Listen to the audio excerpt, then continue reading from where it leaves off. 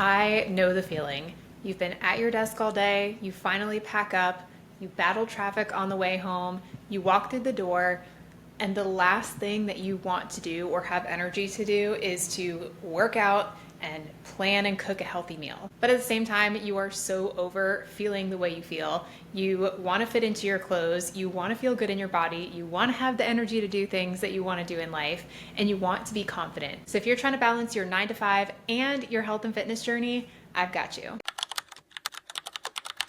If you're new here, hi, welcome. I'm Angelica, and if you're returning, thank you so much for coming back. I'm really excited to continue this 9 to 5 Fit series where I'm sharing all of my top tips and tricks and habits and anything else that I can give you throughout the last 10 years that I've learned on my health and fitness journey, becoming a fitness coach while working a 9 to 5 job the entire time. And let me tell you, I've been through it all. I've tried everything out there, and I finally discovered the way to actually make it happen and make it sustainable and make it a consistent lifelong habit. And that's what I'm here to share with you. One of the biggest things that was killing any progress that I could make or wanted to make was not what I was eating or how I was working out. It was actually my mindset. And today we're going to be going over the top 5 mindsets that I find that most women struggle with, myself included, many of the people that I've worked with, and we're going to talk about what they are and how to overcome them so that you can finally see the lasting results that you want for your life. There are a couple key factors that really play into the mindset issues that most people face when it comes to their health and fitness. Number one is that we will act in accordance to who we believe we are. So if you are trying to shift your habits and shift your behaviors into this new version of yourself, you also have to start identifying as that person versus who you are now and who you have been in the past. In one of my favorite books of all time, Atomic Habits by James Clear, I have it right here on the shelf, he talks about how you need to make this identity shift in order to make your habits stick. So the example he gives in the book is with smoking. You could have two people that are smokers and have been smokers for a long time. One of them says, I'm gonna stop smoking. And anytime somebody offers them a cigarette, they're like, no thanks, I'm trying to quit. The other person says, no thanks, I am not a smoker. Now, these two people, even though it kind of sounds similar, you will find that the vast majority of people who are trying to quit often end up going back to that bad habit. Whereas the person who says, I am not a smoker, and they identify with that, are often able to stick to their new habit or the lack of the bad habit in this instance. So part of these mindset shifts is going to be really shifting your identity and who you believe you are. And that's not an easy thing to do, but it's definitely doable. Another thing that I think plays into this is corporate life in general, right? You are sitting at your desk all day long. You are likely sitting in traffic unless you are lucky like me and have a remote job. I work from home, so I don't have the commute aspect, but I'm still sitting at my desk all day. For example, it is after work and I only have 2,000 steps for the day. So granted, I did not have my watch on for the first half of the day because it was charging, but I still need to make sure I get in my steps right after I finish filming. So these are kind of things that like play against us. You're forced to sit at your desk, you're forced to sit in traffic, and then we tend to sit outside of that as well. We're sitting on the couch watching Netflix, whatever. We just have a very sedentary culture right now. And I know when I was working in the office and I was starting on my fitness journey and I was trying to have, more movement, get in more steps during the day, I was like the weird girl that was constantly walking around the building on all my breaks. I would, when I had to go to the restroom, I would go all the way to the other side of the building. I was always taking the stairs instead of the elevator, whatever I could do, parking in the way back of the parking lot. And I did get teased a little bit, but I was doing what was healthy for me and made me feel good and improved my health and wellness versus just doing what everyone else is doing. And I think another thing that really weighs on women when it comes to mindset is the societal pressures and the pressures that we put on ourselves because of how we grew up and our environments of, having to be perfect all the time, having to put everyone else first, having to be the caretaker and all of these additional responsibilities. And it can feel like, I don't have time to work on myself. I don't have time to, do things for myself, or it's selfish to do things for myself. And these all just kind of play a role in the 5 mindsets that we're going to cover in this episode. So I just want you to kind of be aware of those and maybe start to take note of like where they show up in your life and how they're showing up in your life, because when you are more aware, it's easier for you to combat those things and make the change. So let's break down these top 5 mindsets that are holding you back and how you can flip the switch and see the progress that you want to see. Mindset shift number 1 is to go from all or nothing thinking to something over nothing thinking. This was such a big one for me because as a recovering perfectionist, I felt like if I didn't do everything completely perfectly, completely 100%, completely all the way, exactly as I planned it in my very ideal situation, which we all know that ideal situations don't always play out that way. Okay, life is life, it's gonna happen. Then I felt like, well, it's just, I might as well just give up. I might as well not do it. For example, if I had to work late or if traffic was really crazy and I didn't get home in time and I couldn't do my full 2-hour workout, then I might as well not go work out at all. And if I, was on my meal plan and on Wednesday somebody in the office brought cookies and I had a cookie, well, I might as well just give up for the whole rest of the week and eat a bunch of junk food and go crazy and go ham and then start over on Monday. I mean, how many of us have relived that scenario over and over and over and over again and again and again? It almost makes you like annoyed and pissed off at yourself when you do that all the time and somehow you can't seem to stop. This is very, obviously there's a lot of perfectionism that's, in that thinking. It's also very like black or white. There's no in between. And I know the struggle, okay? I have been there and I still battle it sometimes, but we need to switch our mindset from I have to do everything perfectly all the time to I can do something. Something is better than nothing.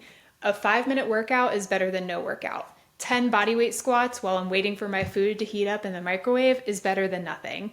Going on a 5-minute walk is better than nothing. And one thing I've talked about in the past, in previous episodes, and I also have a whole entire podcast episode on obstacle planning, which I will link in the description, but having a backup plan for when things are not going according to plan.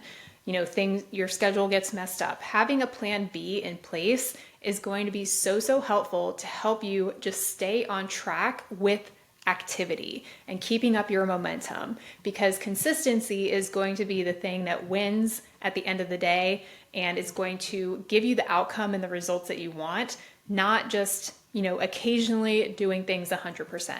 So having that backup plan in place, whether it's what's an easy meal that you can throw together, or maybe you have like a couple of crock pot meals in the freezer that you can just pull out when you're really short on time. Having a quick workout that you can do at home for a couple of minutes when you can't make it to the gym or do your full workout. Having that backup plan in place so that you can get something done and continue that momentum so that you can see those results. Mindset shift number 2, I can already hear people complaining, is you have to stop saying, I don't have time, and shift your perspective and mindset to, I make time. Now look, I understand we don't all have the exact same 24 hours in a day. There are people who are way busier than others. You have a lot more demands, a lot more responsibility on your plate. For example, like I mentioned, right now I work from home, so I don't have a commute. In the past, my commute was an hour plus each way. So I was gone from 7 to 7 and I still had to find ways to make it work. And I know that it can feel impossible when you are like, I can barely keep up with everything as it is. But I promise you, if you were to sit down and audit your time, you would realize that you are wasting so much time just scrolling on your phone or watching TV. I promise you. Just pay attention over the next few days. You can even check your screen time in your phone. The average American watches like 4 hours of TV a day. So I can guarantee you that you have 10, 15, 20 minutes every single day that you can dedicate to your health and wellness. I am not saying you need to take an hour out of your day to go work out, 2 hours to go work out. You don't have to do that.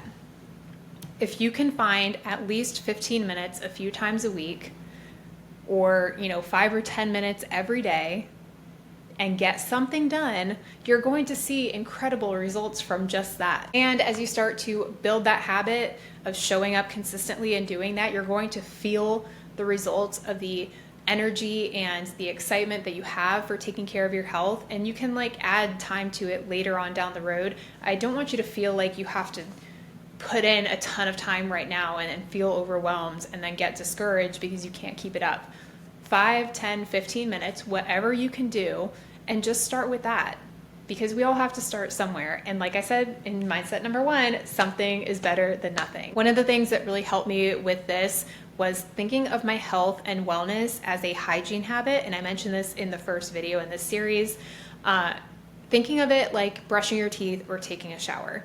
We take care of our bodies in these ways, you know, brushing our teeth so that they don't fall out, taking showers so that we don't smell and get gross, washing our hair, all of these things.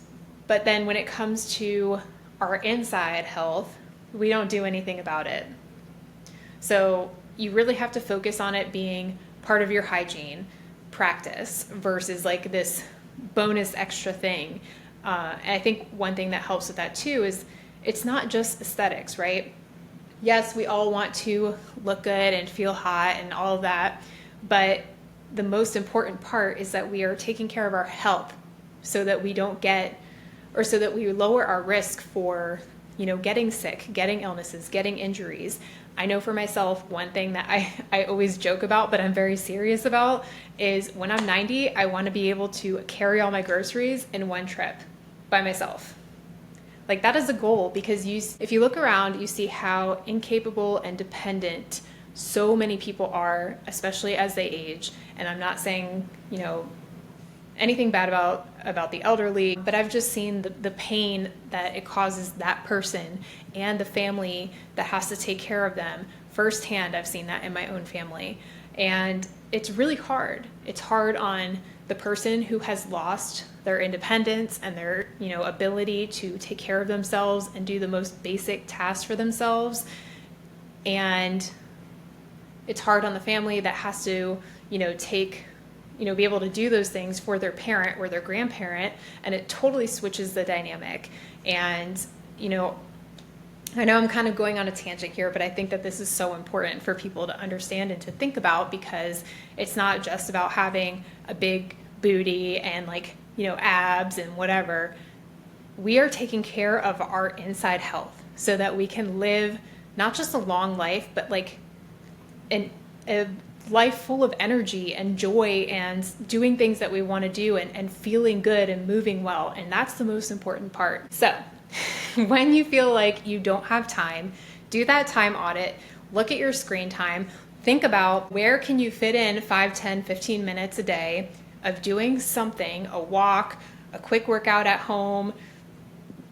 You don't even need a ton of equipment. You can have a pair of dumbbells and some bands. You can do body weight stuff, whatever you want to do, whatever fits for what you are capable of investing in right now. Just start somewhere, start with something. And then schedule that into your calendar if you need to, and if you can, show up. It's an appointment for yourself. Think of it like a doctor's appointment, okay? You're making a doctor's appointment with yourself, with Dr. Health and Fitness, and you're gonna show up to it and put in the work. And then you're gonna feel amazing afterwards. I promise you. Every time I have not wanted to do a workout and I've had to like drag myself and I'm just like, ugh, I don't wanna do it, I leave feeling better and more energized and happy that I actually did it and did something for myself. Mindset shift number 3. You need to stop waiting to be happy until I have the abs, I have the butt, I fit in those jeans, blah, blah, blah, blah, blah, whatever. I am this amount of weight. 2, enjoying the process and appreciating the small wins along the way. And not that they're always small. I think that there's so many big things to celebrate in your journey, and not just waiting for some specific outcome like the number on the scale or some specific aesthetic goal. One of the big reasons why so many people give up in their health and fitness journey is because they're solely focused on this outcome goal, and they don't realize, or they don't want to understand the amount of time that it's going to take in order to achieve that goal. If you think about where you're at now physically, health-wise, it took you all of your life to get to this moment, right? I am in this body, in this shape, and in this state of health because of everything that I've done in the past. 10 years ago, when I was almost 190 pounds and had like zero muscle on me and was overweight, and I was struggling with eating disorders and drug addiction and alcoholism, I had gotten that way because of the previous 10 years of all the behaviors that I was doing, all the things that I was doing and not doing, right? So between then, when I started my journey at almost 190 pounds and very rock bottom of my life, to where I'm at now, it took me 10 years to get here. And I've had a lot of different, shapes and forms along the way. I've had more muscle and less muscle.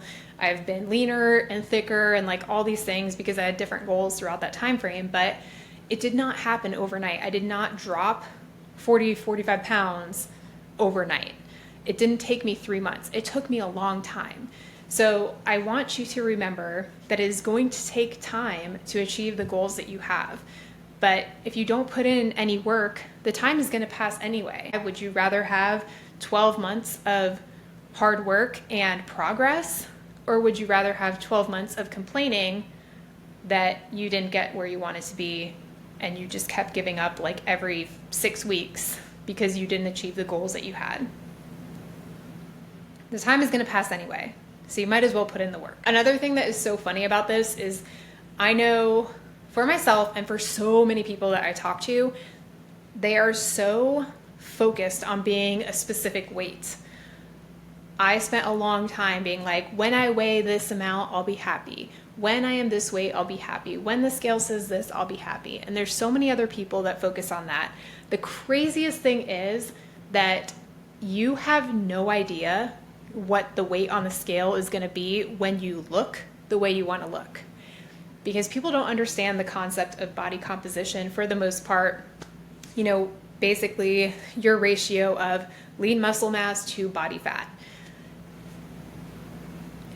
I'm just going to say this because it bothers me so much. Muscle does not weigh more than fat, okay? It's more dense than fat, but 1 pound of muscle and 1 pound of fat both weigh 1 pound. However, a pound of muscle is going to be like this and a pound of fat is going to be like this because it's more fluffy, like cotton candy, right? Whereas muscle is like, think of like a slab of steak versus like a thing of cotton candy. So you could be the exact same weight. You could be like, I'm not going to put a number out there, but you could be the exact same weight as somebody else, and you could be lean and strong and have a good amount of lean muscle on your body and low body fat percentage, and they could be all body fat, no muscle, like I was at 190. A lot of people are like, well, 190 isn't even that much. I had zero muscle on me, so I was very overweight, especially for my height. I'm only 5'4". But yes, there are people that weigh 190 and they are, built with tons of muscle and they look amazing. I did not at that weight. I don't know if I definitely don't have a ton of pictures, but if I have a couple, I'll pop them up. I did not like to take pictures back then, and I'm an elder millennial, so we didn't have, social media that much around back then.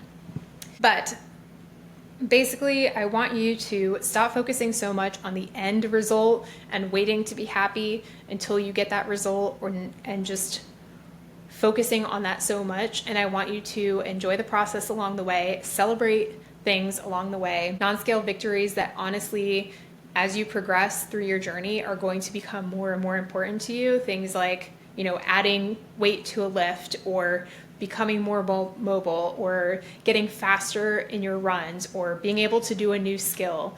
For example, when I was able to first do my first box jump, I was over the moon because I was so scared to do them for so long. And then when I got my first one, I was like, oh my God, I felt unstoppable, let me tell you. I'm going to pop up a little list of non-scale victories just to give you some ideas, because there's so many. But, being able to increase the number of reps. For example, if you can't do a single push-up now, when you're able to do 10 push-ups, you're going to feel like freaking Superwoman. Your clothes fitting better. I feel like the number on the scale does not mean crap when you can like fit in the jeans that make you feel so confident and make you feel like you're on top of the world. When you start to have more energy, you're sleeping better, your stress is lowered, you are having more confidence, you have less joint pain, you have better health markers on your labs. The list goes on and on and on of things that you can celebrate and focus on and be excited about along your fitness journey. So don't get too caught up on silly outcomes or things that you think you want, because it's probably not really what you want anyway. So if you're just starting out on your fitness journey, a way that can help you make this mindset shift is every week to write down like 1 to 3 things that you have found to be an improvement or that make you excited about your health and fitness journey every single week. So it could be, I added another push-up to my count, or I was able to add 5 pounds to my squat, or I was more consistent with my meals this week. Whatever is making you excited and happy and making you feel like you're making progress with your fitness. Mindset shift number 4 is to stop thinking about exercise as punishment and start realizing that it is freedom and energy. I know growing up in the early 2000s, I viewed, and for a long time too, like in my 20s, I viewed exercise as punishment for the things that I ate. If I felt like I overate, then I needed to be on the treadmill longer. I needed to be on the Stairmaster longer. I needed to be on there for an hour. Craziness. And I know a lot of other women feel that way. It just seems like exercise is there to burn off the calories that you ate and to punish yourself when you eat too much and go overboard. But you want to get out of that state, because number 1, should not be the case at all. You should not be trying to burn off the food that you ate and, punishing yourself for having an ice cream on date night or like enjoying a slice of your kid's birthday cake. And we'll dive more into like nutrition and stuff in a later video in this series, but really viewing exercise and movement as a form of energy and a form of freedom. Again, like I mentioned earlier, as you get older, being able to stay capable, moving your body now is what ensures that you're able to move your body later. A body in motion stays in motion. A body at rest stays at rest. And I know that it can be hard sometimes when you see so many people talking about doing a very specific type of thing and getting caught up in that and feeling like, I'm not enjoying this, I don't like it, and then you kind of like hate it and you don't want to do it, so you give up. There are so many types of exercise out there that you should really just find something that you enjoy and building that into your routine, because especially as you are just starting your fitness journey and you're trying to build the habit of exercising regularly, enjoying your workouts and looking forward to them is going to be so big when it comes to staying consistent and doing it over the long term. Obviously, things like strength training are super important for our bodies, because resistance training is not only helping to build muscle, but it's also helping to increase your bone density. And as women, that is very imperative because we lose bone density more quickly than men do. But for example, I've done bodybuilding like style training and I've done powerlifting style training. And while they were both fun for the short term, they were not fun for me in the long term. So I didn't want to do that anymore. And now I'm focusing more on like athletic style training. So I'm still incorporating weights, but I'm also incorporating like explosive movements and agility and mobility and things like that, so that I can, also integrate my running, because I've been enjoying that. So finding things that you enjoy, Pilates, yoga, body weight workouts, home workouts, going to a class, anything like that is going to be far superior than sitting on the couch. So don't let anyone deter you if you say you love your Zumba class and it's what gets you to the gym. If it's what gets you to the gym and gets you moving, keep doing it.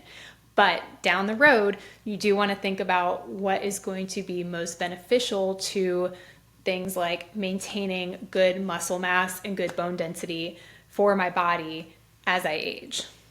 That can be a whole nother episode in and of itself. But for this mindset shift, we are focusing on what type of movement, what type of exercise brings me joy. And if you have no idea because you're just starting out, or it's been a long time since you've worked out, or you've been doing the same thing for a long time and start and stop kind of thing and not enjoying it, try a bunch of different stuff. You can try things like, I know there's that thing, ClassPass or whatever, where you can try a bunch of different classes at different types of gyms, find a local gym, go to the park and go for a run, or, try swimming. Or I'll also link below in the description my free home workout guide. It just has a couple of body weight workouts and a couple of resistance band workouts. So that's something that can just get you started if you don't know what else to do. Finally, the last mindset shift that most of you probably need to make is to stop thinking that you've tried everything and nothing works,